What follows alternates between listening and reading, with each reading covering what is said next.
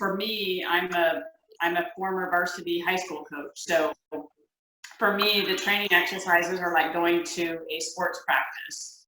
And like Zach said, it really helps you break through some of the manacles that you might have, some of the, reservations you have about talking to someone that you might, before you take the training, think of as superior to you or unapproachable. And so I think that the exercises really do help you break through that. But also in doing the exercises, because you have to write, you have to speak your message, you also learn what kind of language resonates with people when you're crafting a message. So I think that for me has been one of the most important things, is learning how to talk more directly to the people that you're trying to message to.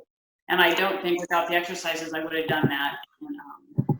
So for me, the exercises are kind of a building block at each level, which, like Zach said, they kind of seem simple in the beginning, and why would I do this?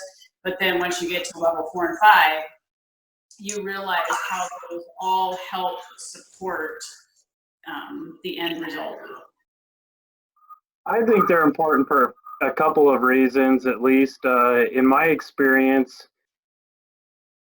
for what's now foundational civics, back when I first took it was level 1, having to go meet with an elected official that you could vote for me kind of broke through the barrier of speaking to an elected and noticing that they weren't on that pedestal, maybe, I guess.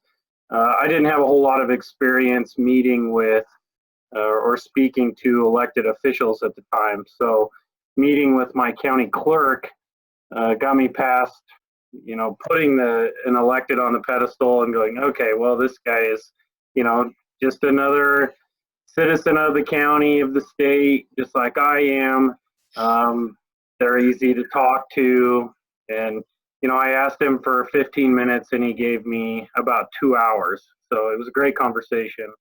Another thing is just, I guess, making the shift in taking what you've learned in the class and applying that through the training exercises. It seems kind of benign when you first look at it, but now looking back several years later, there's definitely a paradigm shift in the way that you look at politics, I guess, in general, or our system of governance at multiple levels. Is definitely totally different. And I guess for me, it's kind of hard to explain in some sense. But in another, it would be, I'm kind of at a loss of words of like how to explain it, but you basically don't look at things the same as you did. Like issues, well, what's the saying? I guess the issue isn't the issue. You look at it from a systems maintenance standpoint of how is this issue being used to affect our system of governance. It's the phrase "mind forged manacles." You catch yourself for not just several weeks or months, but even a couple of years afterwards, confusing the terms power and control. And what's been interesting is seeing the other students, power versus control. So there was a student in San Bernardino now. He is the chief of staff for the mayor of the city of San Bernardino, a CSG student, and we stay in touch, if not daily, weekly. And he'll use the terms, hey, we're trying to get back more power in the mayor's office, and there's no power there. It's control, and seeing that residual effect of them, as Mark and CSG will often say, that mind forged manacle that Zach already commented on. That's been profound. My background is I'm a self-described raving libertarian, and yet going through CSG, it's made me into someone who truly wants to keep the republic, and going through the exercises like level 1, just starting off, for example, it doesn't demand it, but it does encourage you meet with someone that doesn't politically agree with you. And it really humanizes the experience. It's never been about blue jersey, red jersey. It's about maintaining the political boundaries, the jurisdiction plus control.